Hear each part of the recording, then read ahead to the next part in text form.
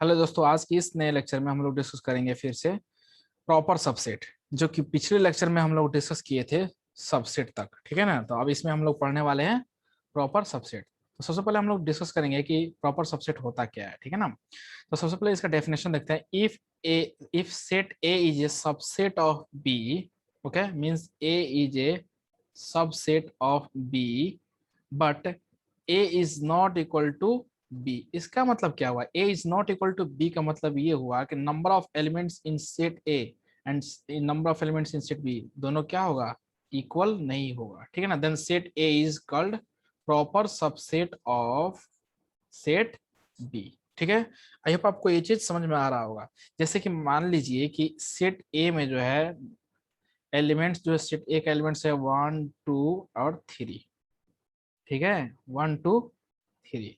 In the same way, number of elements in set B is 1 2 3 4 6, 1 2 3 4 5 6, या 1 2 3 4 5 ले लीजिए। ठीक है ना। अब देखिए नंबर ऑफ एलिमेंट्स यहाँ पे कितना है? 3 है। यहाँ पे number of elements in set B क्या है? 5 है। इसका मतलब ये हुआ कि ए और बी जो है एक दूसरे के बराबर नहीं है। ठीक है ना। A is a subset of B but A is not equal to B, then we can say this is called proper subset of set B. A is a proper subset of set B. ठीक है। आई hope आपको ये चीज समझ में आ गया होगा। अगर तो आप पूछेंगे अगर ए और बी बराबर हो गया और ए सबसेट है बी का तो क्या होगा? if I am writing here, if A is a subset of B, okay, and A is equals to B, number of elements भी सेम हो गया और A जो है सबसेट है B का और नंबर ऑफ एलिमेंट्स सेम हो गया, देन इसको क्या बोलेंगे? इसको बोलेंगे इम्प्रॉपर सबसेट। Improper subset. ठीक है। आई होप आपको ये चीज समझ में आ रहा होगा। कहने का मतलब ये है कि सेट ए जो है सेट बी का सबसेट है। ठीक है। और A number of element set A और सेट बी के अंदर जो है इक्वल नहीं है, तो हम लोग बोलेंगे कि ये सेट ए जो है वो प्रॉपर सबसेट है किसका? सेट बी का। बट अगर ऐसा हो कि सेट ए जो है सबसेट है बी का, लेकिन ए और बी जो है सेम है, ठीक है ना, तो उसको हम लोग बोलेंगे इम्प्रॉपर सबसेट, जिसको हम लोग डिनोट करते हैं ऐसे। इसको कैसे डिनोट कर देता है इम्प्रॉपर सबसेट को?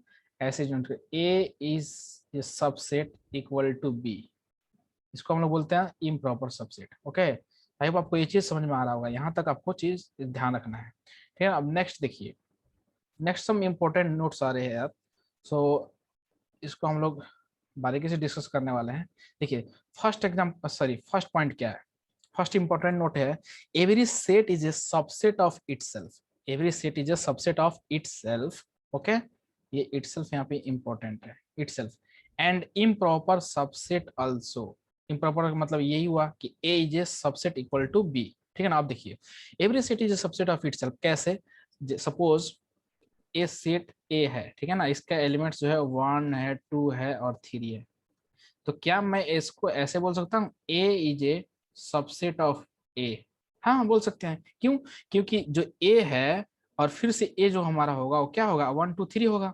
ठीक है। तो हम लोग बोल देंगे कि every set is a subset of itself. ये खुद का क्या है? सबसेट है। ये जो सेट ए है खुद का क्या है? सबसेट है। ठीक है ना।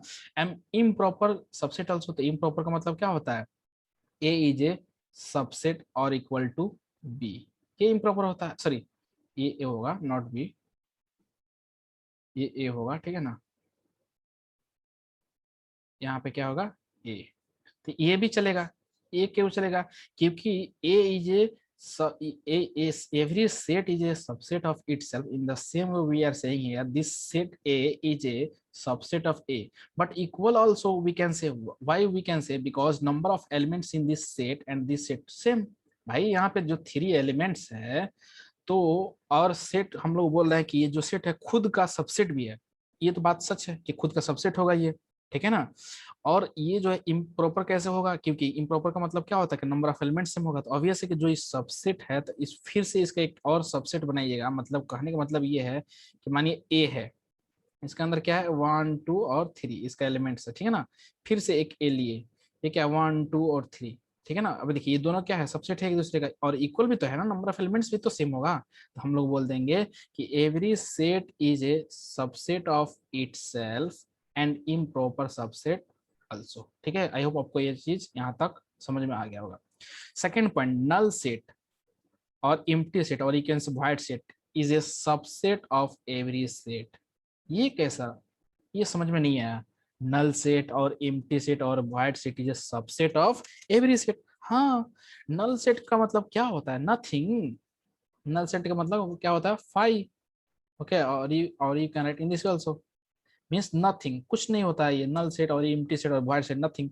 Nothing is a subset of every set. Yes, कोई सेट है, ठीक है, और बोल रहे हैं कि कोई कोई एक ऐसा सेट मान लीजिए सेट ए, ठीक है, यहाँ पे क्या है, ये void सेट है, मतलब कुछ नहीं है यहाँ पे, या फाइव है यहाँ पे, नथिंग। ओके, तो नल सेट और empty set is a subset of every set. एक सेट मान लीजिए यहाँ बी है, इसका एलिमेंट्स जो है ए है, बी है और सी है। तो क्या मैं ये बोल सकता हूँ कि जो set A is a subset of B? Yes, why? Because nothing is there ना, यहाँ कुछ है ही नहीं, तो ऑब्वियस है कि ये सबसेट होगा इसको, क्योंकि यहाँ भी फाइव हम लोग लिख सकते हैं। ठीक है ना, फाइव मतलब क्या होता है, नथिंग। यहाँ जीरो जैसा मान लीजिए, यहाँ जीरो एलिमेंट है, यहाँ पे जीरो एलिमेंट है, तो ये जीरो जो है यहाँ पे मैच कर रहा है कि नहीं सेट बी के अंदर? यस, मैच कर रहा है। तो हम लोग बोल देंगे कि ये जो है एम्प्टी और नल सेट और wide set is a subset of every set. कोई भी सेट हो उसका सबसेट जो होता है क्या होता है, नल सेट होता है। नल सेट जो होता है उसका सबसेट होता है उस सेट का। मान लीजिए कि एक सेट है ए, ठीक है ना, जिसका elements A B C D E F G H, ठीक है ना, और एक सेट बी ले रहे हैं जिसका जिसमें कुछ एलिमेंट नहीं है, नल सेट, ठीक है ना। तो जो सेट बी जो है नल सेट है, जो सेट बी है वो नल सेट है, ठीक है ना, वो क्या होगा, उस सेट ए का सबसेट होगा। क्यों? क्योंकि उसके अंदर तो कुछ है ही नहीं, तो ऑब्वियस है कि वो सबसेट होगा। आई होप आपको ये चीज यहाँ तक समझ में आ रहा होगा, ठीक है ना। अब चलिए नेक्स्ट आगे की तरफ अब मूव करते हैं। Power set. पावर सेट क्या होता है, ठीक है, देखते हैं कि पावर सेट क्या होता है। Power set collection of all subsets, collection of all subsets and it is denoted by p of a। ये ध्यान में रखना आपको कि पावर सेट को कैसे डिनोट करते हैं, p of a, capital p of a। ठीक है ना, आपको यहाँ तक तो समझ में आ गया, कलेक्शन ऑफ ऑल सबसेट्स, ठीक है ना, and it is denoted by p of a। अब देखिए आपको एग्जांपल से समझाने की कोशिश करूंगा। सारे सबसेट्स का जो है ना ये कलेक्शन होता है पावर सेट, ठीक है, इसमें बहुत ही पावर होता है, ताकतवर होता है। It is denoted P of A, ठीक है ना, इसको पी ऑफ ए से पावर सेट ऑफ ए ऐसे डिनोट करते हैं। सपोज मान लीजिए कि एक let set A equals to 1 2 3 given है, ठीक है ना। तो सबसे पहले आप ये बताइए कि number of elements means cardinal number इसका क्या होगा, 3 हो जाएगा। Number of elements in set A equals to 3। Okay, now see this, I am going to find power set of this set A. तो पावर सेट क्या हो जाएगा इसका, इसका पावर सेट जो हो जाएगा क्या हो जाएगा आप बताइए। सबसे पहले हो जाएगा फाइव भी हो जाएगा, फाइव लिख सकते हैं हम लोग। क्यों फाइव लिख सकते हैं, फाइव का मतलब कुछ नहीं ना, जीरो हुआ, तो जीरो भी तो एलिमेंट इसका अंदर लिख सकते हैं, मतलब नथिंग।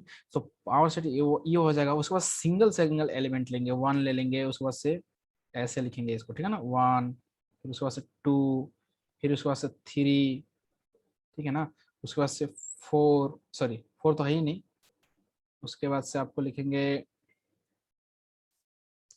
वन टू हो गया, थ्री हो गया, उसके बाद से लिखेंगे वन कमा टू, ठीक है, उसके बाद से लिखेंगे टू कमा थ्री, उसके बाद से लिखेंगे थ्री कमा वन। कैसे लिखते हैं आपको ये चीज मैं समझा रहा हूँ अभी, वन टू थ्री, ठीक है। अब देखिए इसको लिखने का तरीका क्या है, ये चीज आपको समझ में आ जाएगा आसानी से।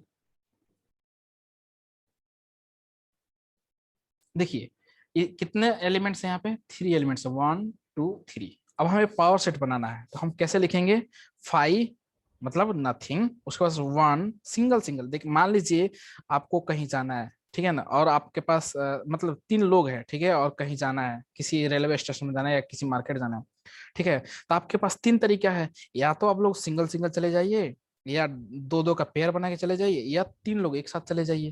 तो same as it is we are doing here, series here, what we are going to do series here. Single single वाले भेजते हैं इसको, वन हो गया, टू गया, उसके बाद थ्री गया, उसके बाद पेयर वाइज जाएगा, one two, two three, three one, उसके बाद एक साथ चला जाएगा वन टू थ्री, ठीक है। और ये five, five five is a subset of every set, okay, तो 5 भी यहाँ पे आएगा। अब देखिए टोटल नंबर ऑफ एलिमेंट्स यहाँ पे कितना है, 1 है, 2 है, 3, 4, 5, 6, 7, 8, ठीक है ना। Here here P of A, power set of this set A will be 2 raised to the power 3, means 8 elements। आप इससे एग्री हैं कि नहीं? कैसे? सीधे से देखिए यहाँ पे कितना एलिमेंट्स है, टोटल 8 है। और यहाँ पे कितना, ये कितना है, कितना एलिमेंट्स है सेट ए के अंदर, 1 2 3, तो हम लोग लिखेंगे 2 रेस्ट टू द पावर 3। अगर यहाँ पे 4 एलिमेंट्स होता तो हम लोग लिखते हैं 2 raised to the power 4, means 16 element. यहाँ पे 3 है तो हम लोग लिखेंगे 2 raised to the power 3, means 8 elements. Okay, so I hope आपको ये चीज समझ में आ रहा होगा, ठीक है ना। अब इससे रिलेटेड जो भी नोट्स है, सम इंपॉर्टेंट पॉइंट्स है, उसको हम लोग अभी लिखने वाले हैं, ठीक है। चलिए देखते हैं। सबसे पहला पॉइंट देखिए, सबसे पहला पॉइंट क्या बोलता है, इसको देखिए। सबसे पहला पॉइंट है, if A has n elements, A set A, एक सेट ए है, उसके पास एन एलिमेंट्स है, then power set P of A will have 2 raise to the power n elements. अभी तो हम लोग देखे कि एक सेट ए था, उसके बाद 3 एलिमेंट्स था, 1 2 3, तो उसका पावर सेट क्या आया, तो उसका पावर सेट क्या आया, 2 raise to the power 2 raise to the power, यहाँ पे एलिमेंट्स कितना, 3, so 2 rays to power 3 means 8 elements आया। In the same way if a set A है, ठीक है, और इसके पास एन एलिमेंट्स है, कितना एलिमेंट्स, एन, ठीक है ना। तो क्या हो जाएगा, कितना नंबर पावर सेट का एलिमेंट्स कितना हो जाएगा, पावर सेट विल हैव कितना हो जाएगा, 2 raise to the power n elements. Simple, set A के अंदर जितना एलिमेंट्स हो जाएगा, तो पावर सेट फाइंड करने के लिए कितना हो जाएगा, 2 raise to the power n elements. अगर 5 अगर एलिमेंट्स सेट बी, सपोज एक सेट बी है, मान लीजिए एक सेट बी है, यहाँ पे जो एलिमेंट्स है, ए है, बी है, सी है, डी है और ई है, 5 एलिमेंट्स है। और हमें फाइंड करना है power set of this set B, power set of set B means P of B, then what will do, so total number of elements will be 2 raise to the power 5। इसका मतलब ये होगा कि 32 elements यहाँ पे possible होगा, ठीक है ना। हम लोग 32 तरीके से लिख सकते हैं। तो आपको ये चीज समझ में आ गया होगा कि अगर n एलिमेंट्स होगा 2 रेज़ टू पावर 3, 3 एलिमेंट्स होगा तो power set of that set B will be 2 raise to the power n, 3 2 rays to power 3। 5 elements अगर सेट ए के अंदर है तो हम लोग लिखेंगे p of a will be 2 raise to the power 5। I hope आपको ये चीज यहाँ तक समझ में आ गया होगा। नेक्स्ट पॉइंट देखिए, power set of A, power set of A given set is always non void. Obvious, power set तो हमेशा नॉन वाइड ही होगा, ठीक है ना। अगर वाइड हो गया तो फिर आप कैसे फाइंड करेंगे, ठीक है ना। कम से कम एक एलिमेंट तो होगा ही होगा उसके अंदर, ठीक है ना, कम से कम एक एलिमेंट तो होगा ही, ठीक है ना। क्योंकि अगर अगर 0 एलिमेंट भी है तो फिर भी आपका पावर सेट क्या आएगा, सीधे कैसे आप समझिए इस बात को, power set of A given set is always non void. कैसे समझिए, समझिए कि मानिए कि एक सेट ए है, ठीक है, और इसके अंदर कुछ भी एलिमेंट नहीं है, 5 है, 5 मतलब नथिंग, नल सेट है, ठीक है ना। अगर और हमको क्या करना है, पावर सेट फाइंड करना है इसका, इस सेट का पावर सेट फाइंड करना है, तो क्या आएगा हमारा answer, 2 raise to the power, यहाँ पे क्या है, नथिंग है, no element, 0, so 2 raise to the power 0 and 2 raise to the power 0 will be 1, so 1 element आ गया। समझ रहे हैं आप बात को, करना क्या है। तो यहाँ पे क्या कर रहे हैं हम लोग, सॉरी, तो सेकंड पॉइंट क्या, power set of A given set is always non void. Minimum तो 0 एलिमेंट हो ही सकता है एक किसी भी सेट के अंदर, मतलब नॉन वाइड होगा। मैक्स मिनिमम मींस इससे इससे ज्यादा तो हो नहीं सकता, मैक्सिमम जो हो, मतलब सॉरी मिनिमम जो किसी सेट के अंदर एलिमेंट्स जो होगा क्या होगा, 0 हो सकता है। और उसका पावर सेट निकाल रहे हैं तो 1 एलिमेंट आ रहा है, यानी कि पावर सेट जो होगा हमेशा क्या होगा, नॉन वाइड होगा, कभी खाली नहीं होगा, मिनिमम 1 आंसर तो आएगा ही आएगा, ठीक है ना। चलिए अब नेक्स्ट एग्जाम्पल की तरफ मूव करते हैं। नेक्स्ट एग्जाम्पल है यहाँ पे स्टेट ट्रू और फॉल्स स्टेटमेंट, हमें बताना है कि ट्रू कौन है फॉल्स कौन है, ठीक है ना। तो चलिए बात करते हैं यहाँ पे, जैसे कि सबसे पहला एग्जांपल है, सेट ए गिवन है यहाँ पे, ठीक है, सेट बी गिवन है, then we have to say A is a subset of B और नॉट। ये स्टेटमेंट जो है ट्रू है और नॉट, ट्रू है और फॉल्स है, A is a subset of B, is it true और not. So see this here, A के अंदर कौन सा एलिमेंट है, 1 है, 3 है, 4 है, 5 है, सो ये 1 जो है इसके अंदर मैच कर रहा है, yes, this 3 is belonging to set B, this 5 is belonging to set B, but this 4 does not belong to set B. So we can write here 4 is not belonging to set B, That's why we can say this is not a subset of B. So ये condition कौन सा हो जाएगा, क्या हो जाएगा, false.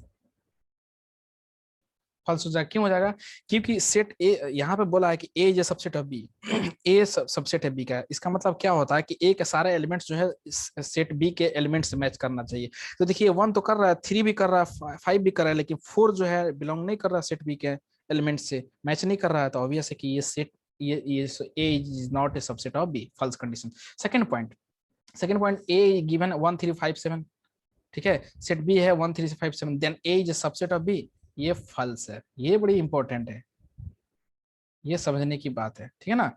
Set A जो है ये है, सेट बी ये है, और ये जो है कैसे, अब देखिए इसको समझने की कोशिश कीजिएगा। A is a subset of B, ये कह रहा है कि ये है is a subset of B.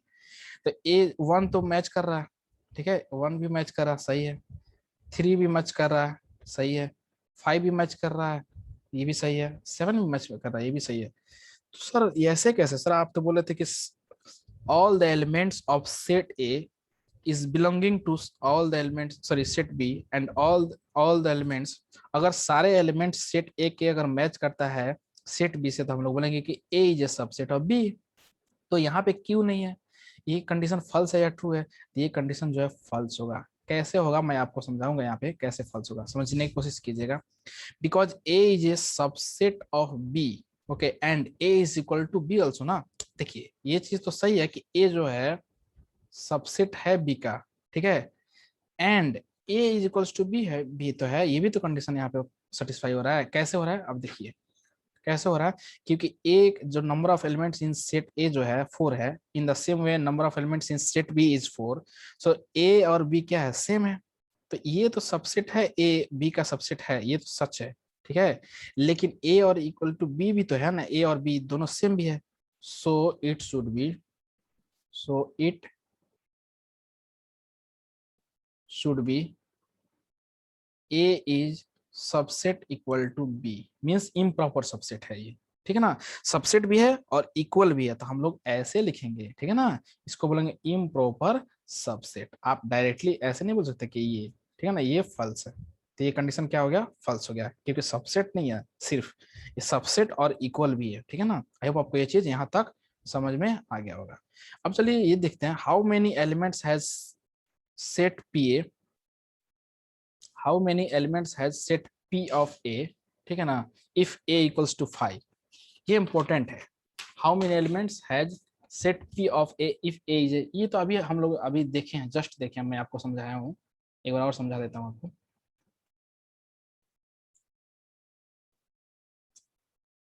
जैसे कि हाँ, हमारा जो एग्जांपल था वो क्या था, मैं बताता हूँ आपको। जैसे मैं लिखा था, how many elements has set P of A if A equals to 5, A का वैल्यू जो है 5 दिया है, मतलब 5 एलिमेंट्स है इसके अंदर, ठीक है ना। और हमें पी ऑफ ए फाइंड करना, मतलब power set of set A, power set of A. तो क्या हो जाएगा, हम लोग जानते हैं 2 raise to the power n formula होता है। तो 2 raise to the power n, n का वैल्यू क्या है यहाँ पे, 0 एलिमेंट्स है, मतलब नल सेट है, नथिंग, ठीक है ना। तो यहाँ पे लिखेंगे 0, 2 रेज़ टू द 0, तो क्या हो जाएगा, 1 एलिमेंट हो जाएगा, ये हमारा आंसर हो जाएगा, ठीक है। आई होप आपको ये चीज समझ में आ रहा होगा, ठीक है ना, क्योंकि ये चीज हम लोग ऑलरेडी फाइंड फाइंड कर चुके हैं, ठीक है ना। तो चलिए अब अगला, तो पी ऑफ ए का यहाँ से वैल्यू क्या हो जाएगा, पी ऑफ ए जो हो जाएगा वो क्या हो जाएगा, 5, एक ही एलिमेंट आएगा इसका आंसर, ठीक है ना। अब चलिए नेक्स्ट बात करते हैं, यूनिवर्सल सेट। देखिए यूनिवर्सल सेट क्या होता है, सबसे पहले इसको समझने की कोशिश कीजिएगा कि यूनिवर्सल सेट क्या होता है। This is the super set of all the set. Universal set जो होता है सबका सुपर सेट होता है, ठीक है ना, सारे जो सेट्स होते हैं उसका सुपर सेट होता है। It is denoted by capital you, ये ध्यान में अपने को रखना है कि कैपिटल यू से इसको क्या करते हैं, डिनोट करते हैं, ठीक है ना। It is shown as rectangular box, इसको रेक्टेंगुलर बॉक्स के द्वारा इसको दिखाया जाता है, ठीक है ना। जैसे कि मैं आपको दिखा रहा हूँ यहाँ पे,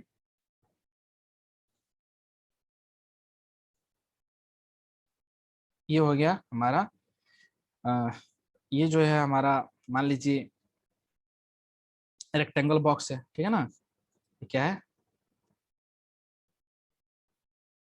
रेक्टेंगल बॉक्स हो गया, ठीक है ना। अब ये जो सारी चीजें है ना, ये सारा यहाँ से यहाँ तक,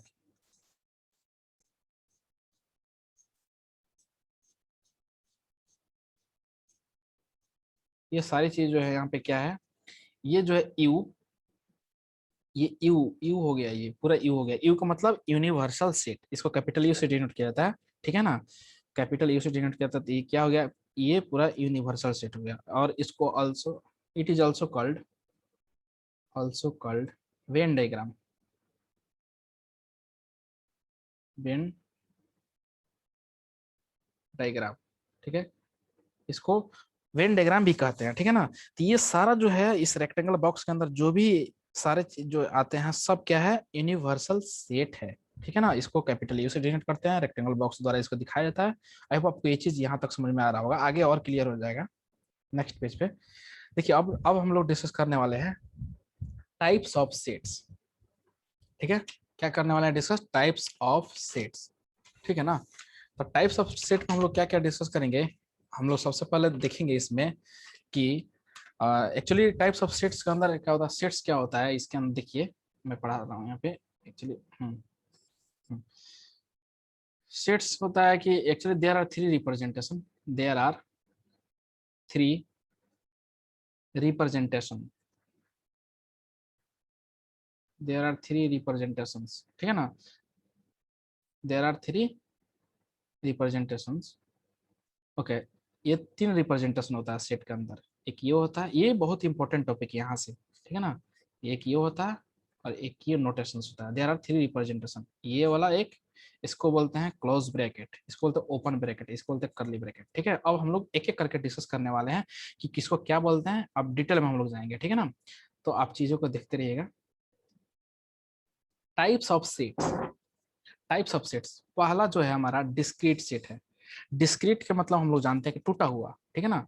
इसको जो है हम लोग, इसको हम लोग डिनोट करते हैं ऐसे, ऐसे दिखाते हैं, ठीक है ना। ऑल द नंबर्स, देखिए इसका डेफिनेशन क्या है, all the numbers written within this set are only present. इस सेट के अंदर जो नंबर्स प्रेजेंट होगा, जो लिखा जाएगा वही प्रेजेंट होता है। No other number is covered by this, कोई अदर नंबर इसमें कवर नहीं होता। जैसे कि मैं आपको एग्जांपल से समझाने की कोशिश करूंगा, जैसे कि मैं एग्जाम्पल जैसे लिख रहा हूँ 1 2 और 5, ठीक है ना, 1 2 5। सो here actually three elements are there, three elements are there, that is that is that is 1 2 और 5। यहाँ पे कितने एलिमेंट्स है, थ्री एलिमेंट्स है। इसको बोलते हैं डिस्क्रीट सेट, मतलब कि 1 और 2 के बीच में कोई नंबर एलिमेंट, सॉरी कोई नंबर्स यहाँ पे प्रेजेंट नहीं होगा। सिर्फ 1 है, सिर्फ 2 है और सिर्फ 5 है। Individual all the numbers written within this set are only present, are only present, okay.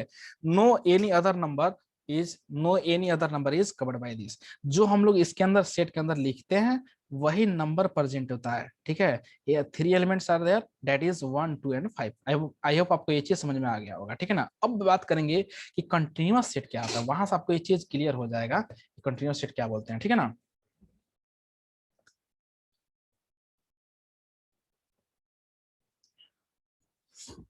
देखिए कंटिन्यूअस सेट क्या होता है, एक्चुअली कंटिन्यूअस सेट एक ये होता है, ये रिप्रेजेंटेशन होता है, एक और होता है ये, इसको हम लोग बोलते हैं क्लोज ब्रैकेट। क्या बोलते हैं, क्लोज ब्रैकेट। इसको बोलते हैं हम लोग ओपन ब्रैकेट, ओपन ब्रैकेट बोलते हैं, ठीक है ना। और ये जो है कैसे डिनोट होता है, इसको डिनोट करते हैं, डिनोटेड एज सॉलिड सर्कल। इसको कैसे डिनोट करते हैं, denoted as, denoted as hollow circle, hollow circle, ठीक है ना। मतलब सॉलिड सर्कल का मतलब ये हुआ कि आप ऐसे डिनोट हम लोग करते हैं, ठीक है ना, ऐसे।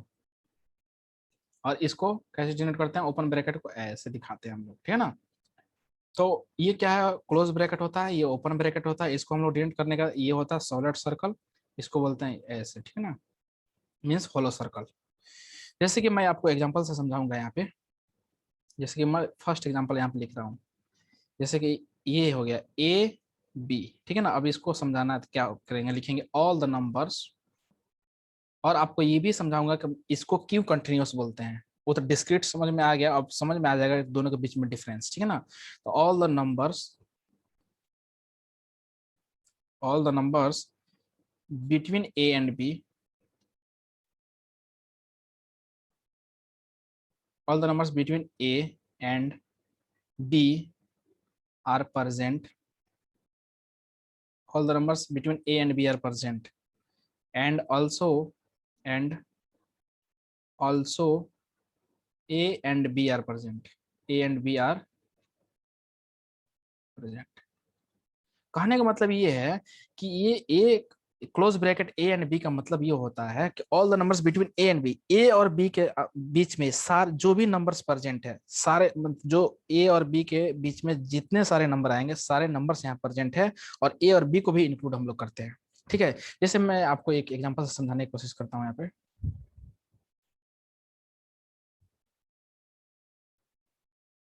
देखिए मैं यहाँ पे लिखता हूँ, जैसे कि यहाँ देखिए, जैसे कि यहाँ पे मैं लिख रहा हूँ 2 to 7।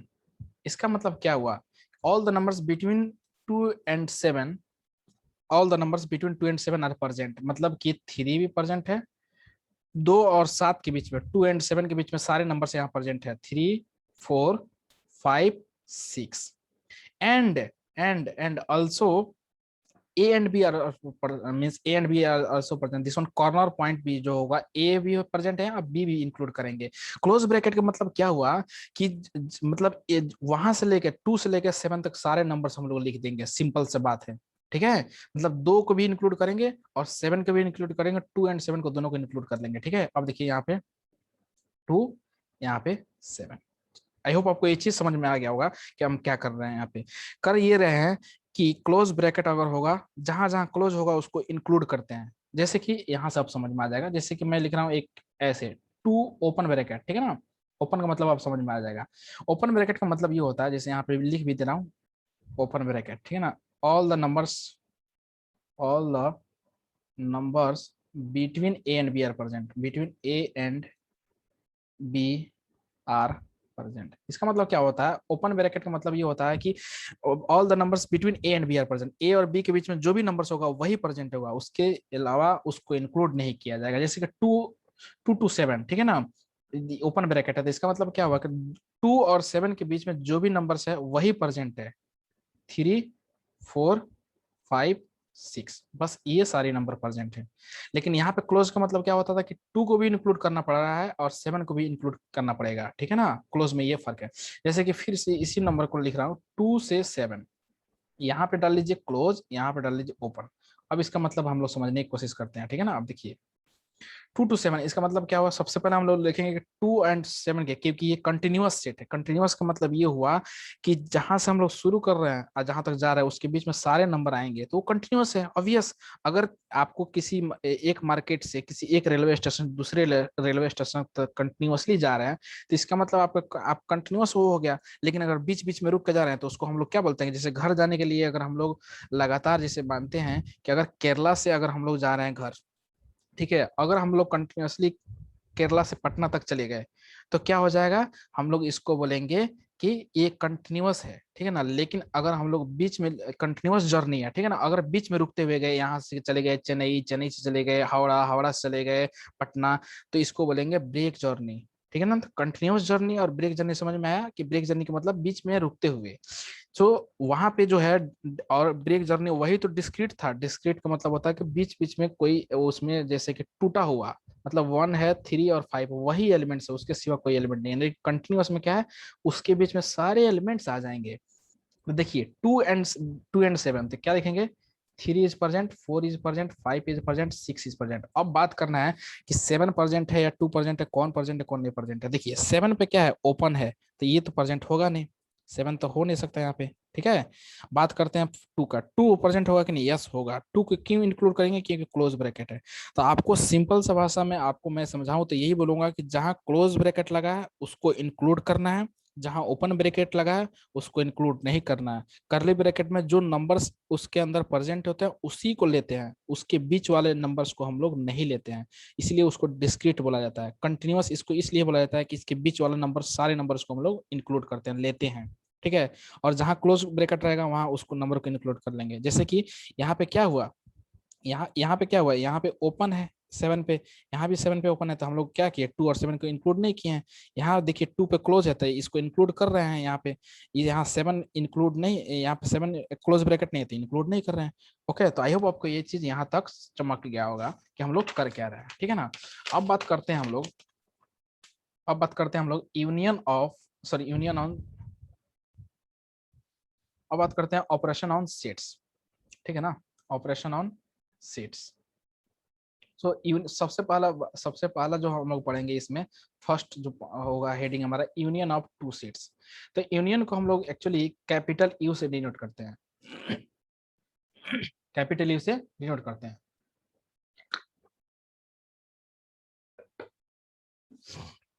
कैसे डिनोट करते हैं इसको, कैपिटल यू से डिनोट करते हैं, ठीक है ना। तो अब देखिए इसका मतलब, जैसे कि मैं एग्जांपल के तौर पे मैं ले रहा हूं ए यूनियन बी, ठीक है। तो इसका मतलब क्या हुआ समझने की कोशिश कीजिएगा। It contains all the elements which are present either in A और बी और बोथ। इसका मतलब यही हुआ, ए यूनियन बी का मतलब होता है या तो ए या बी और बोथ, ठीक है ना। जैसे कि मैं आपको एग्जांपल से भी समझाऊंगा, ठीक है ना। जैसे कि मैं यहाँ पे एक एग्जांपल ले रहा हूँ, जैसे कि मैं अब पहले डायग्राम से समझा देता हूँ, ठीक है। देखिए यहाँ पे एक है सेट ए है, सेट ए, ठीक है। यहाँ पे सेट बी है, दिस इज सेट बी। और ये क्या है, यूनिवर्सल सेट है, ये हमारा यूनिवर्सल सेट हो गया, ठीक है ना, ये यूनिवर्सल सेट। अब देखिए ए यूनियन बी का मतलब ये होता है कि ए से लेके बी तक सारे एलिमेंट्स को हम लोग कवर करेंगे, यानी कि ये भी करेंगे, ये भी करेंगे, ये भी करेंगे, ये भी करेंगे, ये भी करेंगे, ठीक है। ये लेंगे, ये लेंगे, ये लेंगे, ये लेंगे, ए से लेके बी तक सारे को, तो इसी को यूनियन बोलते हैं। यूनियन का मतलब होता है एडिशन, जोड़ना, ठीक है ना। It contains all the elements which are present either in A और बी और बोथ, दोनों को हम लोग जोड़ देंगे तो हमारा काम हो जाएगा, ठीक है ना। ए को भी ले लीजिए, बी को भी ले लीजिए, तो हमारा काम हो जाएगा। तो ये ए यूनियन बी हुआ, ठीक है ना।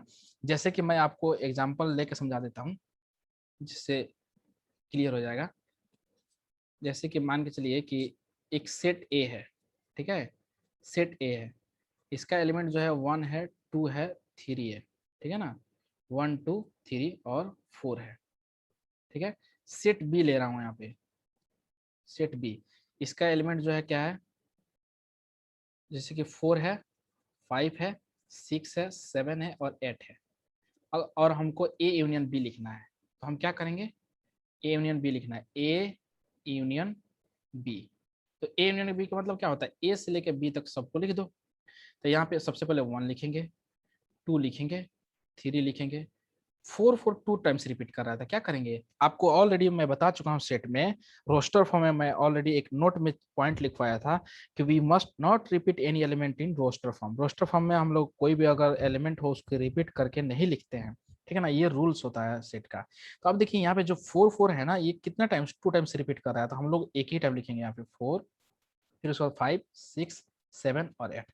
अब देखिए आप अगर इसको मन की आंखों से देखिएगा तो आपको चमक जाएगा ये चीजें कि सारी चीजें यहाँ पे है कि नहीं अवेलेबल, देख लीजिए 1 2 3 4, यहाँ से 4 5 6 7 सब लिख दिए, ए से लेके 8 तक, 1 से लेके 1 to from 1 to 8 we have written all the things here, so it is called A union B, ठीक है। आई होप आपको ये चीज समझ में यहाँ तक आ गया होगा कि हम लोग क्या करना है, ठीक है ना। और इसी को, ये जो होता है ना, इसी को हम लोग बोलते हैं ए यूनियन बी, ए से लेकर बी तक इसको बोलते हैं ए यूनियन बी, ठीक है। तो आपको ये चीज समझ में आया कि सेट ए है, सेट बी है, तो सेट ए के सारे एलिमेंट्स लिखेंगे, सेट बी के सारे एलिमेंट्स लिख देंगे तो हमारा यूनियन मिल जाएगा। लेकिन जो अगर रिपीटेशन ऑफ द वर्ड होगा, जो रिपीट कर रहा होगा, उसको हम लोग, रिपीटेड वर्ड को हम लोग एक ही बार काउंट करते हैं, बस ये चीज ध्यान में रखना है। ये चीज हम ऑलरेडी डिस्कस कर चुके हैं, ठीक है ना। अब चलिए नेक्स्ट, नेक्स्ट जो हेडिंग है हमारा, intersection of two sets. Intersection को एक्चुअली उल्टा यू से डिनोट करते हैं, उसको क्या करते हैं, यू से डिनोट करते हैं, इसको उल्टा यू से डिनोट करते हैं, ये हमारा इंटरसेक्शन होता है, ठीक है ना। जैसे कि मैं आपको एग्जांपल एक लेकर समझाता हूँ, ए इंटरसेक्शन बी, इसका मतलब क्या हुआ, पहले इसको समझेंगे कि इसका मतलब होता क्या है, ठीक है ना। अब देखिए, इस इंटरसेक्शन का मतलब होता है, अगर आपको सिंपल भाषा में बताया तो इसका मतलब होता है ये कॉमन, कॉमन पॉइंट, ठीक है ना, COMMON, कॉमन, ठीक है ना। जैसे कि इसका डेफिनेशन भी देख लेते हैं, it contains all the elements which are common between A and B.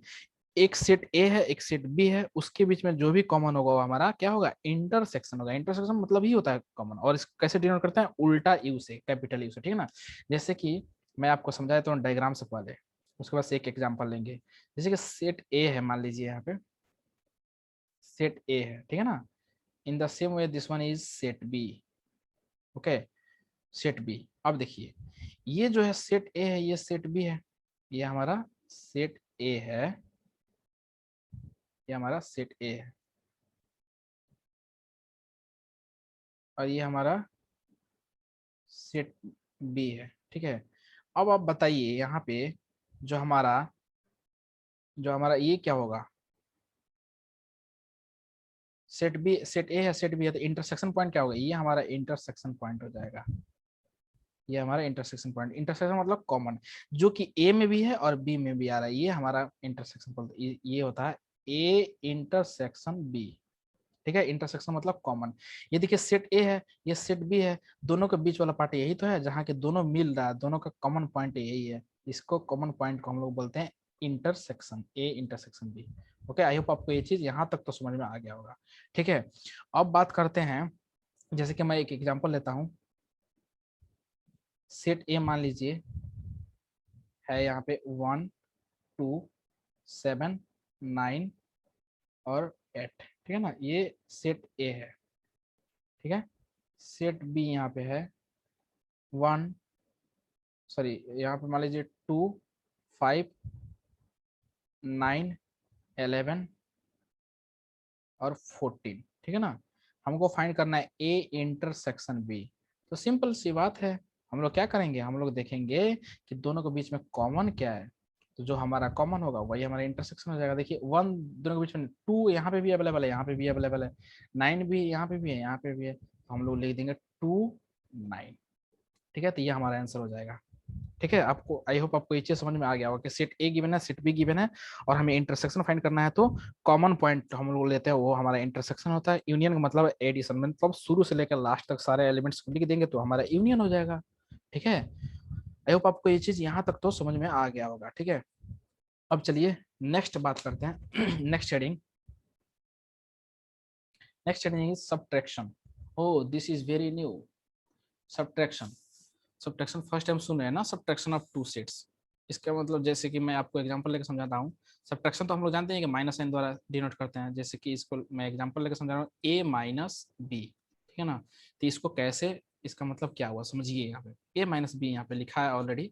इसका मतलब ये हुआ कि it contains all the elements of set A, okay, which are not present, this is very very important, not present in set B. Set A का, it contains all the elements of set A, set, okay, which are not present in B. A जो B के अंदर जो भी, मतलब set, आपको simple सी बात, simple सी भाषा में आपको बताएं तो ये आप कर सकते हैं कि सेट ए के अंदर बी का जो भी पार्ट है उसको रिमूव कर दीजिए, सिंपल सी बात है, ठीक है। जैसे कि मैं आपको लेके यहाँ पे एक एग्जांपल से समझा रहा हूँ, डायग्राम देखिएगा, इस चीज को समझिएगा। जैसे कि मान लीजिए सेट ए है, ठीक है, ये मान लीजिए सेट, यार ये सेट ए है, ये सेट बी है, ठीक है ना। अब देखिए, इस ए माइनस बी का मतलब क्या हुआ, ए माइनस बी का मतलब समझने की कोशिश कीजिएगा, A minus B A minus के बी का मतलब ये हो रहा है, it contains all the elements of set A, set A का सारा वैल्यू होगा which are not present in B, जो बी के अंदर प्रेजेंट नहीं होना चाहिए। सेट ए का सारा एलिमेंट्स लेंगे, लेकिन वो पार्ट नहीं लेंगे जो बी के अंदर होगा, ठीक है ना। तो देखिए ना, यहाँ से यहाँ तक तो ये सारे पार्ट ए का है, ठीक है, ये तो ए का है यहाँ तक, लेकिन ये पार्ट हम लोग नहीं ले सकते। क्यों नहीं ले सकते, क्योंकि ये जो है बी के अंदर है। तो आपको सिंपल सा बात ये कहे कि ए माइनस बी है, ठीक ठीक है। ए यहाँ पे कौन है, ये है फर्स्ट वाला, क्या है फर्स्ट माइनस सेकेंड, तो फर्स्ट में से क्या करना है, जो सेकेंड वाला पार्ट है उसको हटा देना है। देखिए सेट ए है, सेट बी है, तो इसमें बी वाला पार्ट ये आ रहा है यहाँ पे, ये वाला पार्ट आ रहा है ना, तो इसको हटा दीजिए, इसको नहीं लिखना है, बस ये हमारा पार्ट, ये हमारा आंसर है ये। In the same way if I am writing as suppose B minus A, B minus A, तो अब कैसे लिखेंगे, देखिए जैसे कि ये सेट बी है, ये सेट सॉरी सेट ए है, सपोज ये सेट बी है, ठीक है ना, बी माइनस ए लिखना है, तो बी में से ए का सारा एलिमेंट हटा देंगे, तो ये देखिए ये क्या हो गया हमारा, यहाँ से लेके यहाँ तक ये जो पार्ट हम लोग लेंगे, ठीक है, बी में मतलब बी माइनस ए, ठीक है ना, तो बी को तो लेंगे, लेकिन उसमें जो ए प्रेजेंट है उसको रिमूव कर देना है, ए माइनस बी, ए के अंदर जो बी आ रहा है उसको हटा दीजिए, बी माइनस ए, बी के अंदर जो ए आ रहा है उसको हटा दीजिए, ठीक है। आई होप आपको ये चीज यहाँ तक समझ में आ गया होगा, ठीक है ना। अब देखिए, ठीक है, अब अगले एक नोट लिख लेते हैं, एक नोट यहाँ पे ये जान जाते हैं कि n of a union b, n of a union b equal to n of a plus n of b, okay, minus n of a intersection b। इसका मतलब क्या होता है समझिएगा आप, a यूनियन b हमको लेना है, ठीक है ना, तो a यूनियन b को लेने के मतलब क्या हुआ समझिए, a यूनियन b का मतलब हुआ a, ये सेट a है, ये सेट b है, ठीक है ना, और यूनियन का मतलब क्या होता है, यहाँ से लेकर शुरू से लेकर लास्ट तक सब कुछ को ऐड कर देना, सब चीज लेंगे, ए से बी लेंगे, ठीक है ना, ये पार्ट भी चाहिए हमको, ठीक है, और ये पार्ट भी चाहिए हमको, सारे पार्ट चाहिए, तो हम लोग लिखेंगे set A means A union B equals to n of A, ठीक है, ए ले लिए पार्ट, बी भी लिखेंगे एन ऑफ बी, लेकिन आप यहाँ पे अगर गौर करेंगे तो ये जो चीज है ना, यहाँ पे 2 टाइम्स रिपीट हो रहा है, ए भी ए के अंदर भी आ रहा है ये, और बी के अंदर भी आ रहा है, ठीक है ना, 2 टाइम्स रिपीट कर रहा है, मतलब कि कॉमन पार्ट जो है एक एक एन ऑफ ए, ठीक है, एन ऑफ बी, तो इसमें भी आ रहा है एक बार एन ऑफ ए में भी आ रहा है, तो एक बार क्या होगा, मतलब 2 टाइम्स यहाँ पे हम लोग काउंट करना है, तो एक टाइम हम लोग घटा दीजिए, क्योंकि हम लोग को तो शुरू से लेके ए से लेके बी तक चाहिए, एन ऑफ ए ले रहे हैं तो वो पार्ट आ रहा है बीच वाला पार्ट, एन ऑफ बी ले रहे हैं फिर भी वो पार्ट आ रहा है, तो यानी 2 टाइम्स हम लोग काउंट कर रहे हैं, तो अब हमें क्या करना है, एक 1 टाइम इसको क्या करना है, सब्ट्रैक्ट कर देना है, n of A intersection B, और ये क्या होता है, यही तो कॉमन होता है, यही तो कॉमन होता है, ए इंटरसेक्शन बी, ये कॉमन एरिया है ना, 2 टाइम्स हम लोग काउंट करना है इसमें, n of A plus n of B, इसमें 2 टाइम्स काउंट हो चुका, तब हमें क्या करना है, बैलेंस करना है, क्योंकि इसको तो एक ही टाइम गिनना है ना यहाँ पे, तो एक बार घटा दिए, ठीक है, तो आई होप आपको ये चीज यहाँ तक समझ में आ गया होगा, ठीक है। अब बात करते हैं set A and its complements. अब देखिए ये तो नाम से ही आपको समझ में आ गया होगा, सेट, अगर कोई सेट ए है तो उसका कॉम्प्लीमेंट क्या होगा, यहाँ देखिए सेट ए है, ठीक है, उसका कॉम्प्लीमेंट क्या होगा, it is this complement is denoted by, first of all we will try to understand what is complement, actually this is denoted by, complement is denoted by a dash, or sometimes it can be written as like a c, c means complement, a माथे पे सी मतलब कि complement, और dash भी रहेगा तो इसको मतलब होता है कंप्लीमेंट, ठीक है। आई होप आपको ये चीज समझ में आ गया होगा कि कंप्लीमेंट को कैसे जनरेट करते हैं, और इसका मतलब होता क्या है कंप्लीमेंट का, कंप्लीमेंट का मतलब यही होता है, not the element of set A, not the element of set ए, ठीक है ना। अब देखिए जैसे कि मैं आपको एग्जांपल के समझाने की कोशिश करूंगा, यहाँ पे देखिए जैसे कि मान लीजिए ये यूनिवर्स एक, इसके अंदर एक सेट है, सेट ए, ठीक है ना, सेट ए है, और ये हमारा क्या है, यूनिवर्सल सेट है, ये पूरा जो पार्ट है ये क्या है, हमारा यूनिवर्सल सेट है, ठीक है ना, ये यूनिवर्सल सेट है, यू यहाँ पे लिख देते हैं, यू लिख देते हैं, ये पूरा यूनिवर्सल सेट है, लेकिन ये हमारा क्या है, सेट ए है, सेट ए, ये पार्ट क्या है हमारा, सेट ए है, ठीक है ना, इतना पार्ट। अब देखिए सेट, तो ए डैश क्या होगा, ए डैश ऑब्वियस ये होगा, क्यों होगा कि ये पूरा पार्ट जो है रेक्टेंगल जो दिख रहा है, इस रेक्टेंगल में से अगर सेट ए को घटा दीजिएगा तो आपका क्या हो जाएगा, कंप्लीमेंट हो जाएगा, कंप्लीमेंट का मतलब क्या होता है, उल्टा, ठीक है ना, तो हम लोग क्या ऐसे लिख सकते हैं, ये रेक्टेंगल टोटल है, और हमें फाइंड करना है ए कम्प्लीमेंट, तो हम लोग ऐसे लिख सकते हैं ए डैश और A C means complement of this set A equals to, हम लोग लिख सकते हैं यू माइनस ए, मतलब कि यूनिवर्सल माइनस दिस। अगर पूरे यूनिवर्सल सेट में से, पूरे रेक्टेंगल में से अगर इस सेट ए को घटा दीजिएगा तो आपका क्या हो जाएगा, कम्प्लीमेंट मिल जाएगा।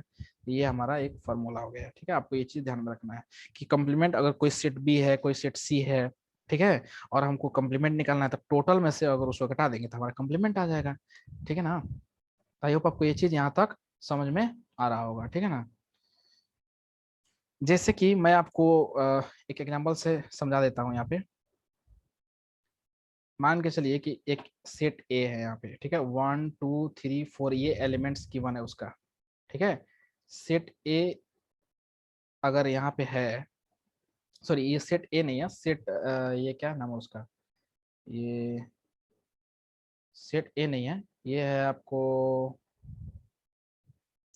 You, universal set. ए जो गिवन है, मान के चलिए कि ले लेते हैं हम लोग 1 और 2, ठीक है ना, और हमें फाइंड करना है ए डैश, और you can say A C means complement of this A set A. हम लोग क्या करेंगे, यू माइनस ए फॉर्मूला होता है, टोटल में से अगर ए सेट को घटा दीजिएगा तो कंप्लीमेंट आ जाएगा हमारा। तो देखिए यहाँ पे 1 2 3 4 है, यहाँ पे 1 2 है, तो 1 2 3 4 में से अगर 1 2 ये वाला घटा दीजिएगा पार्ट, तो क्या बचेगा, 3 4 बचेगा, तो 3 4 ये हमारा आंसर आ गया। ओके, आई होप आपको ये चीज यहाँ तक तो समझ में आ रहा होगा कि कंप्लीमेंट का मतलब क्या था। टोटल में से अगर सेट ए जो है उसको घटा देंगे तो ए डैश मिल जाएगा। Okay, next see this year, now we are going to start Cartesian product of, now we are going to start Cartesian product of sets. This is very very important. Okay, so before starting relation we should study this Cartesian product. Okay, so relation में इसका बहुत use होता है, Cartesian product of sets, तो बहुत important, आपको चीजों को समझना है। ठीक है ना, तो देखिए सबसे पहले हम लोग two non empty set A and B consider कर लेते हैं। Consider two non empty set A and B. अब आप सोच रहे होंगे कि नॉन एम्प्टी ही क्यों, एम्प्टी क्यों नहीं, भैया जब अगर हम लोग रिलेशन बनाने वाले हैं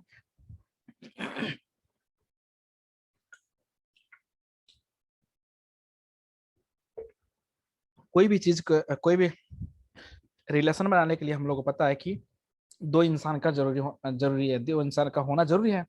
अगर दो इंसान नहीं है तो रिलेशन फिर बनेगा कैसे। इन द सेम वे, अगर दो सेट, कम से कम दो सेट अगर खाली, मतलब अगर खाली सेट होगा, जैसे सेट ए है और सेट बी है, उसका एलिमेंट्स ही गायब है, एलिमेंट्स नहीं, not available, then what will do. अगर एलिमेंट्स ही अवेलेबल नहीं है तो आप भैया आप रिलेशन कैसे बनाओगे।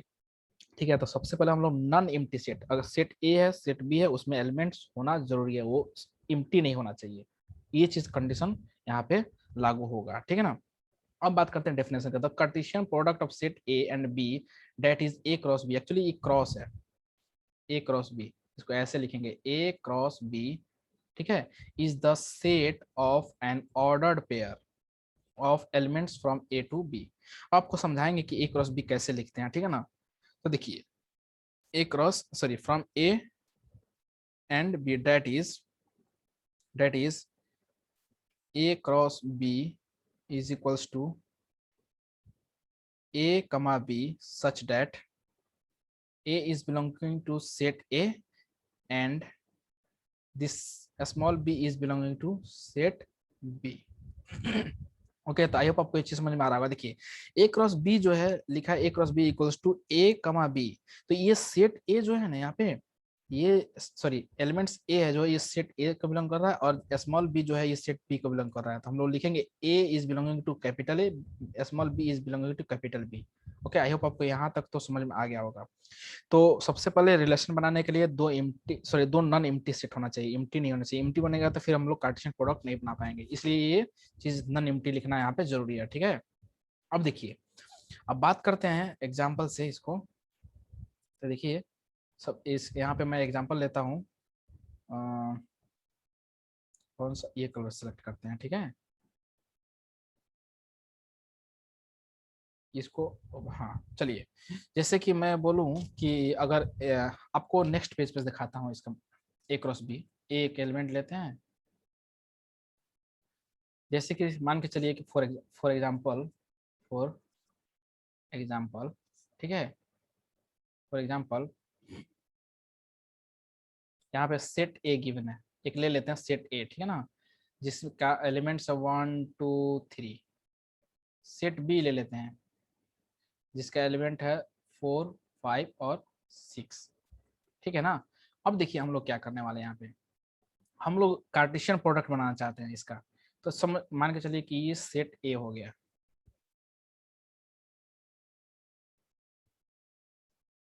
सेट ए, ये सेट बी। अच्छा से नहीं बन पा रहा है डायग्राम।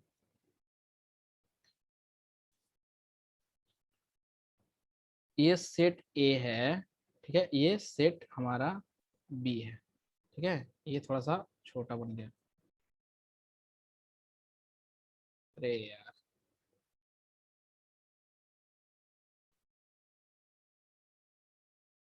ठीक है। ये सेट ए है, ये सेट बी है, ठीक है ना। तो यहाँ पे क्या होगा, इसका एलिमेंट्स क्या है 1 2 एंड 3।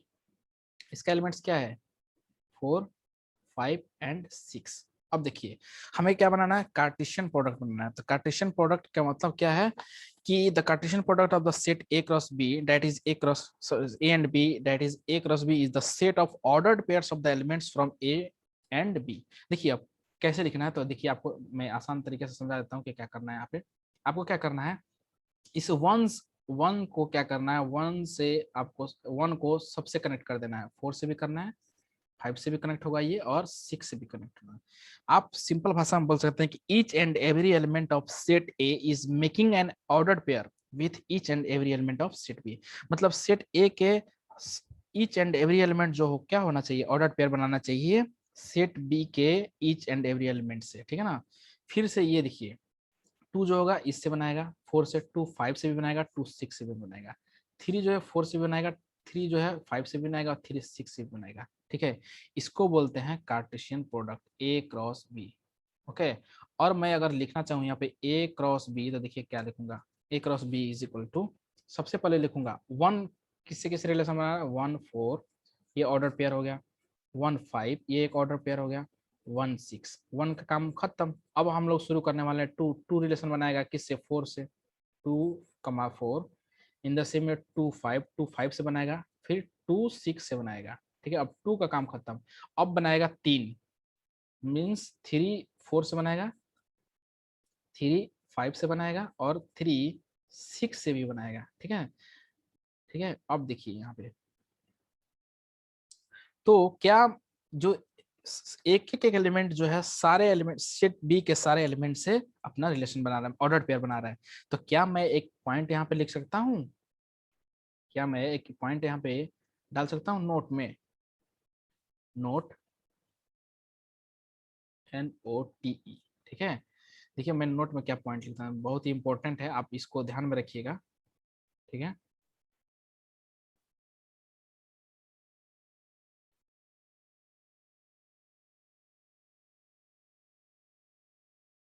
नोट में देखिए क्या लिखते हैं हम लोग, each and every, each and each and every elements of set A is making an ordered pair with each and every element of with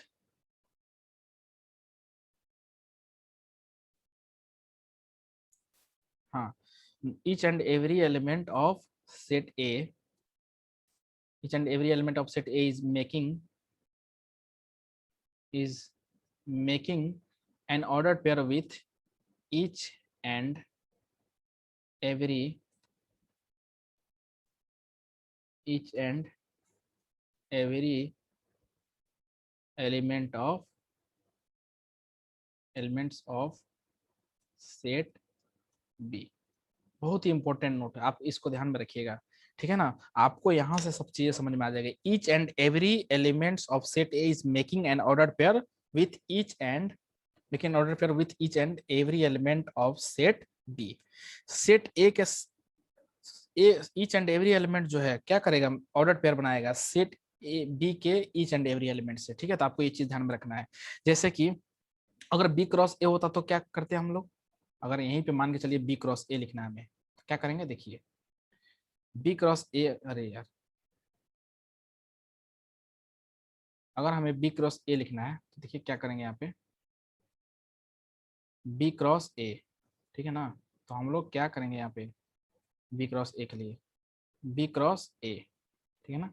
तो बी क्रॉस ए के लिए क्या कर देंगे, सबसे पहले तो उल्टा कर देंगे, ये जो ये बी है, ये हमारा बी है, ये ए है, तो फोर फोर सबसे कनेक्ट होगा पहले, तो 4,1, 4,2, 4,3, ठीक है ना।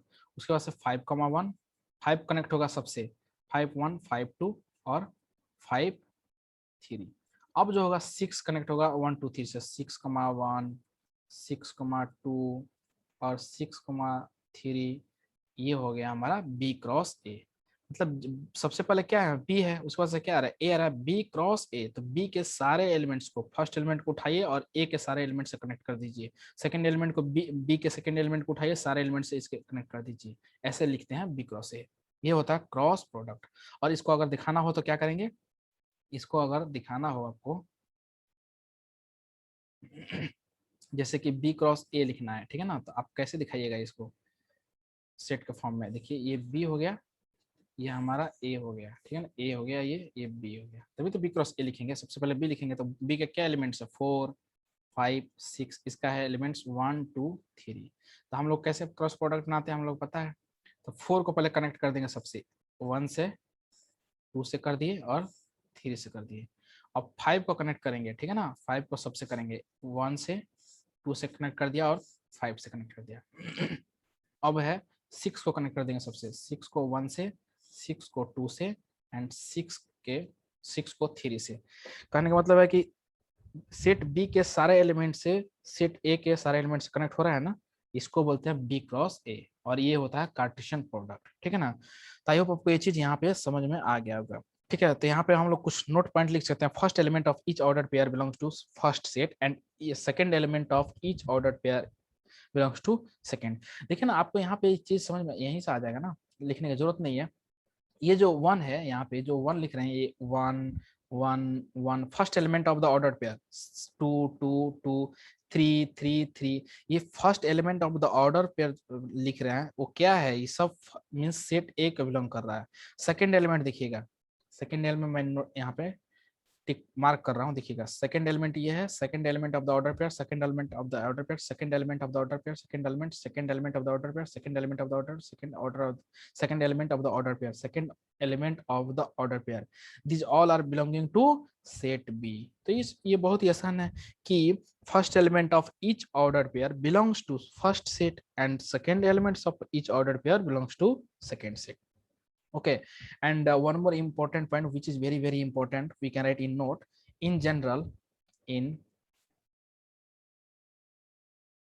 general, a cross b is not equal to b cross a cross B और b क्रॉस a कभी सेम नहीं हो सकता है, ठीक है।